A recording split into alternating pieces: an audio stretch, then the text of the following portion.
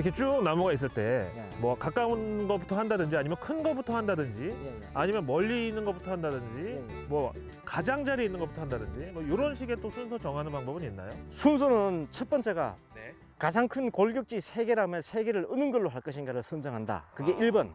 네. 두 번째는 햇가족을 기준으로 했을 때는 가운데 부분에 햇빛이 잘 비치게 할 수 있는 이 술자 모양으로 V자 모양으로 파이게 하는 이거를 갖다가 두 번째 계산을 합니다. 나무를 고르는 순서는 없고요. 예예. 그냥 앞에 있는 나무부터 시작하되 그 예. 나무를 보고 시작하는 예. 방법을 예예. 예. 그러니까 메인 가지, 핵심 가지 3가지를 남기는데 보통 네. 3가지를 이걸 할 것이냐 이걸 결정을 했습니다. 예. 결정을 했다면은 두 번째는 이 가운데 부분에 이렇게 술자 모양으로 네. 햇빛이 잘 들어가게 통풍이 잘 되게 파는 작업, 파내는 작업. 그 필요 없는 가지는 많이 끊어내야 되겠죠. 네. 그 두 가지를 먼저 하고 나면 나머지 장가지 정리 기술, 결과지 생성 이런 것은 기본적으로 배운 대로 적용을 하면 됩니다.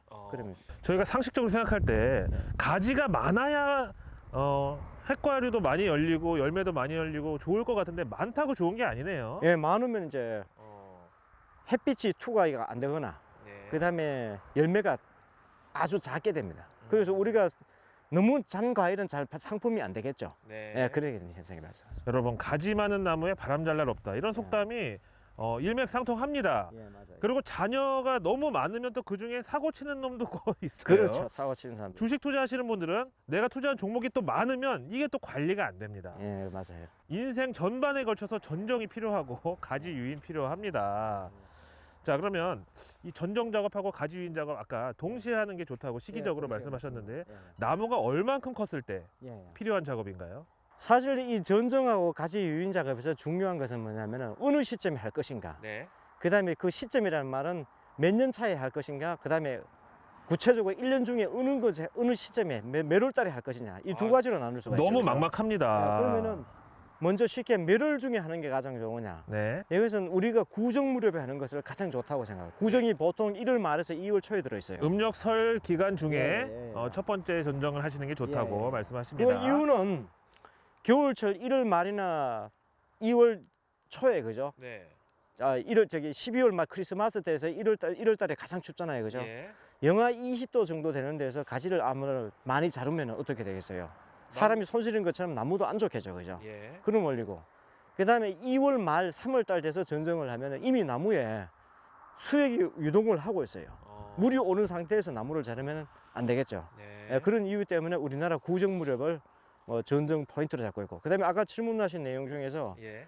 몇 년 차부터 하는 게 좋으냐. 이거 예, 진짜 예. 막막합니다. 자, 그거는 가수원 주인이 예. 성격이 땡비같이 날카로운 사람은 뭐 처음부터 뭐 나무는 어떻게 되든 내 마음대로 안 되면 밤에 잠이 안 오니까 네. 그래 만지는 사람인데 그건 바람직하지 않고요. 예. 1년에서 2년까지는 이 나무가 최대한 자기 멋대로 크게 놔둬야 됩니다. 그 놔둬야 되는데 물론 나무를 심고 난 다음에 결과지 핵심 가지 3가지는 만들어 놔야 되겠죠. 네. 만들어 놓은 상태에서 그 핵심 가지 3가지가 지 맘대로 자기 맘대로 엄청나게 클수록 제대로 놔둬야 됩니다. 그냥 놔두고 2년이 지난 시점부터 이제 통제를 들어가게 되는 겁니다. 자, 우리가 애들을 마찬가지죠, 그죠? 맞죠. 어린 애들 3살, 4살 유치원 가는 애한테 이걸 가지고 바른 생활을 가르치면 안 되겠죠. 예. 그럴 때 마음껏 뛰놀게 놔뒀다가 네. 초등학교 입학할 무렵 되면 얘야 이거 하지 마라, 얘야 저거 하지 마라 제한이 들어가죠. 예. 똑같은 원리입니다. 그래서 이것도 2년까지는 메인 가지, 핵심 가지 3가지만 방향만 잡아놓고 마음껏 크게 놔둔 다음에 자 2년이 지난 시점부터 이제 전정 가위를이나 톱을 이용해 가지고 이 가지 방향이라든지 가지 길이를 전정을 하면서 네. 유도하는 방법이 가장 합리적이라고 보죠. 그렇습니다. 네. 옛날에 70년대 그 가족계획 표어가 아들, 딸 구분 말고 셋만 하나 잘 기르자였는데 전정도 역시 네. 나무가 어릴 때는 네. 가지 3개만 키우자. 예, 예, 좋습니다. 이 작업할 때 예. 조금 팁이 있다면 예, 예, 너무 우리가 팁만 여쭤보는 것 같아서 죄송한데 예, 이게 정말 말이 농업적 근면성이지 예, 농사는 열심히만 한다고 되는 게 아니더라고요. 예, 예, 근면성실은 기본이고 요령이 또 필요한데 예, 예, 이런 핵과류 예, 예. 아까 얘기하신 전정하고 예, 예. 가지 유인까지 전반적으로 할 때 예. 지금 나무 고르는 법 예. 그다음 몇 년생 시기까지 다 알려주셨는데 예, 그래도 일반인은 절대 파악할 수가 없는 예, 예. 김 박사님의 노하우나 팁이 있다면 좀 알려주시죠. 저는 이제 항상 마음 오픈 마인드예요. 그게 항상 내가 최고가 아니고 내가 틀리거나 내보다 더 뛰어난 사람이 있을 수 있다는 것을 내 머릿속에 항상 가지고 있어요. 항상 열린 자세로 네. 농사 경력 30년의 김 박사님도 열린 자세로 임하십니다. 그리고 우리나라에서 명장급 농가가 있습니다. 햇가루 같으면 자두 명장급 농가, 복숭아 같으면 복숭아 명장급 농가. 농사에도 명장이 있습니까? 예, 있죠. 김 박사님도 제가 봤을 때 명장이신데 아, 저보다 더 명장이 많습니다. 이거 예, 농림수산식품부에다가 적극적으로 제가 건의하겠습니다. 예. 예, 명장급 농가를 아까 팁을 물으셨죠, 그죠? 그러니까 명장급 농가를 1년에 최소한 2군데 이상은 답사를 해야 됩니다. 아, 거기 가서 예, 예. 네. 그 답사를 해서 그 사람이 만들어내는 것을 좋은 점은 내가 받아들이고, 농법을. 예, 근데 이렇게 농사 지으시는 분들 사이에서는 이렇게 나만의 농법을 좀 전수해주고 이런 것도 좀 많이 근데 이제 사람에 따라서 농장주가 틀리지만은 내가 어떻게 하느냐. 예, 잘 안 가르쳐 주려 그래요. 그러겠죠. 대단한 비밀인 것처럼 안 가르쳐 주려 하는 거예요. 당연합니다. 이거 이해해야 됩니다, 여러분. 그리고 이제 김 박사의 농사 직설에서는 네. 바로 그게 차이점이죠. 우리는 종갓집의 전통이 뭡니까? 무조건 우리는 대가가 없다. 대가 없이 무조건 모든 사람한테 오픈한다. 이게 저의 생명입니다. 그래서 저는 내가 가지고 있는 모든 노하우를 가르쳐주고 제가 가지고 있는 팁을 모든 사람한테 오픈합니다. 예. 그래서 아까 팁을 물을 수 있었으니까 자, 모든 농가를 가서 제가 답사를 하고 온다는 점 하나. 답사 그다음에 중요하고요. 두 번째 중요한 것은 뭐냐면은 공부입니까? 내가 나무에 맞춰가야 됩니다. 아. 자꾸만 사람의 농장 주인에 맞춰가려고 나무를 억지로 자꾸 통제를 하는데 이거는 바람직하잖아요. 여러분 이거 중요합니다. 나무가 생긴 고울 모양이 다 틀리기 때문에 네. 그걸 우선 먼저 고려를 하고 그 다음에 내가 그것을 맞춰서 가야지. 내 성격에 맞춰서 나무를 내 마음에 맞게 다 잘라버리면 그거는 안 된다는 얘기죠. 획일적 농법이 아. 좋은 게 아닙니다, 여러분. 예. 나무에 맞게 예. 대신에 이제 요령을 갖고 가시되 예. 김 박사님이 직접 얘기해 주신 대로 나무를 획일적으로 기르려고 하지 말아라. 예, 그게 두 가지가 뭐 저는 팁이라고. 가장 좋은 팁을 알려주셨습니다. 자, 그럼 마지막으로 김 박사님이 최근에 개발한 신기술이 있다고 들었어요. 요거까지 또 한번 우리 농사직설 구독자분들 위해서 한번 오픈해 보죠. 예. 이게 이제 지금 불과 한 3, 4년 전부터 네.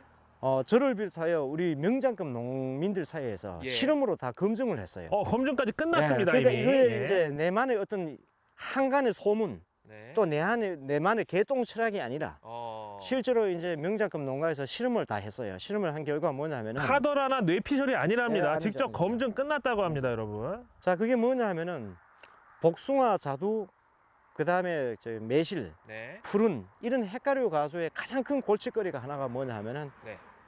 도장지라는 겁니다. 어? 이 도장지라는 뜻은 뭐냐 하면은 뭔가요? 나무 줄기에 솟아나는 네. 쓸데없는 장가지. 아. 그 사람으로 참 사람 뱃속에 네.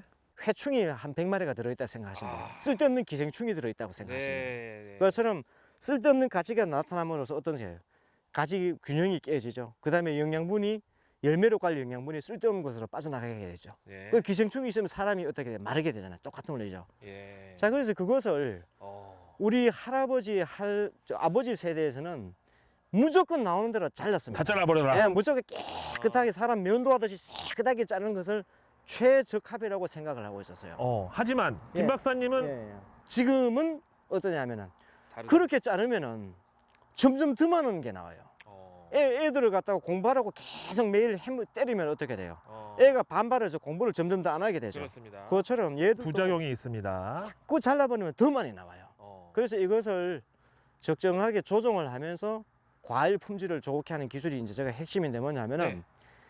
메인 도장지, 메인 가지 한 가지당 약 한 3개에서 4개 정도의 도장지를 30cm 정도로 자르고 네. 그것은 끝까지 자르지 않고 30cm 정도 길이로 남겨 놓으라는 거예요. 그걸 한 메인 가지가 3가지라 겠죠. 그죠? 예. 3가지당 4개씩이니까 총 12개 정도가 되겠죠. 그죠? 12개 정도를 남겨 놓고 그 30cm에서 열매를 형성하게 꼽는 분화를 촉진시켜라. 그러면은 도장지는 더 이상 솟아나지 않고 네. 나무 전체에 영양이 골고루 가고 그 다음에 나무 수세 불균형이 깨어지는 현상이 사라지지 않습니다. 그래서 이것은 언제 하느냐? 언제? 6월 1일, 네. 6월 30일, 그 다음에 9월 1일 3번에 걸쳐서 여름 전정을 통해서 하면 됩니다. 여름 전정과 동시에 실시합니다. 예, 여름 전정 여름 기간에. 그러면 어떤 사람이 야, 그거 쓸데없이 6월 1일, 6월 30일, 9월 1일 이렇게 세 번에 바쁜데 어떻게 하느냐 이런 얘기하지만은 네. 그 세 번 빨리 하는 것이 다음 해에 전정할 때 수많은 무수한 가지를 잘라내는 작업보다가 훨씬 효율적이고 시간이 적게 걸립니다. 예, 그게 키포인트죠. 예, 이게 바로 해줍니다. 예. 저축하듯이 이 작업을 해놓으면 이 작업의 이름이 뭘까요? 이거는 이제 여름 전정 중에서 도장지 순지르기 작업이죠. 뭐. 도장지 순지르기 작업. 예, 여러분 조금 이따 김 박사님의 시범 이거 보겠습니다. 예.